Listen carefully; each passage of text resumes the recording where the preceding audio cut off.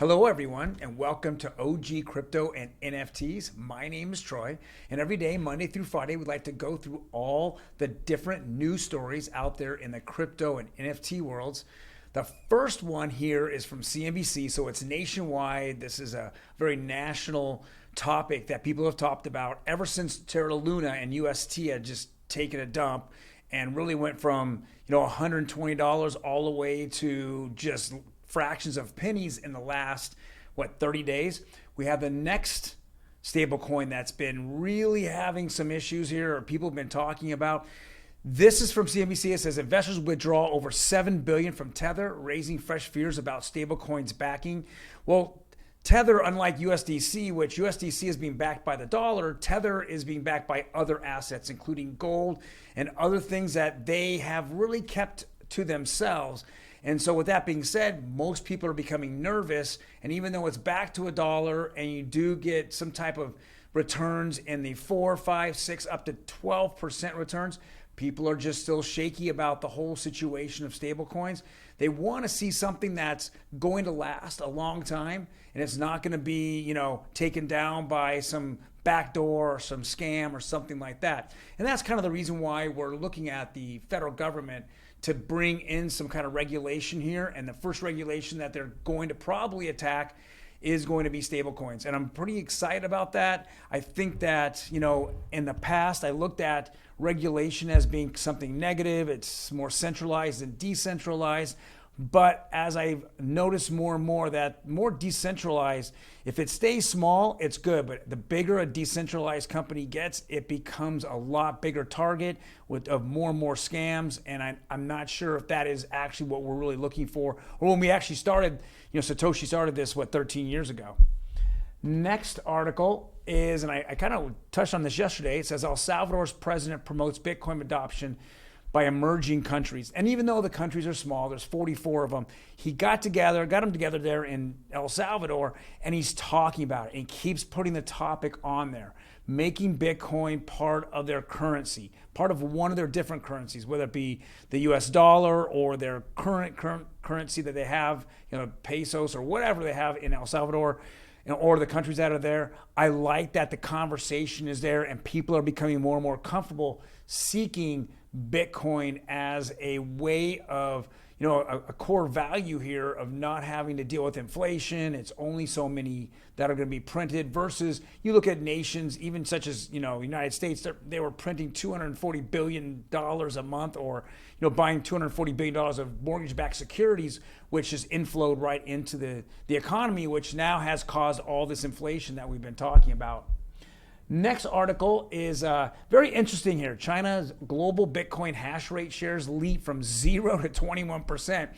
I don't know what China's doing. I mean, all the FUD that's been happening over the last 2 or 3 years where there's a lot of miners there in China.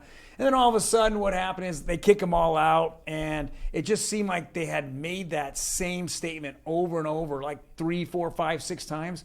Hey, what's going on? We want to get rid of the miners. We want to get rid of all these people, out of our country. And that's where they actually fled to other different countries, like, including the United States, in which now they're trying to figure out what's going to happen here.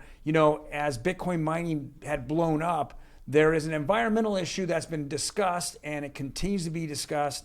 ESG is a big issue here. So we'll see what happens. But now we're seeing China all of a sudden having miners show up. It doesn't really make any sense. They didn't do an announcement. So are they really looking at the digital yuan as being like the currency, or are they now starting to embrace Bitcoin a little bit more? Who knows? They're going through economic issues. They're having a huge housing problem over there as well. But at this point, we're pretty excited to see China kind of get back into it. And the last article here is from Bitcoin.com. It says Grayscale launches European ETF while urging the SEC to approve GBTC conversion into spot Bitcoin ETF. So Grayscale has their own kind of futures ETF that they're having. They want to convert it to just a Bitcoin ETF. And they've actually went to the SEC many times. They're putting a lot of pressure on it. We're hoping that there's going to be a decision sometime in July of this year. But we're going to see what happens. but I'm glad that Grayscale has crossed all their T's and dotted all their I's on this one. So whatever happens with the SEC, they're going to start receiving pressure from Congress as crypto becomes more and more a bigger topic, especially as the midterm elections come up. So I think the SEC feels the pressure. I think there's a outside chance. In fact, I think this is the best chance of an ETF that we've ever seen.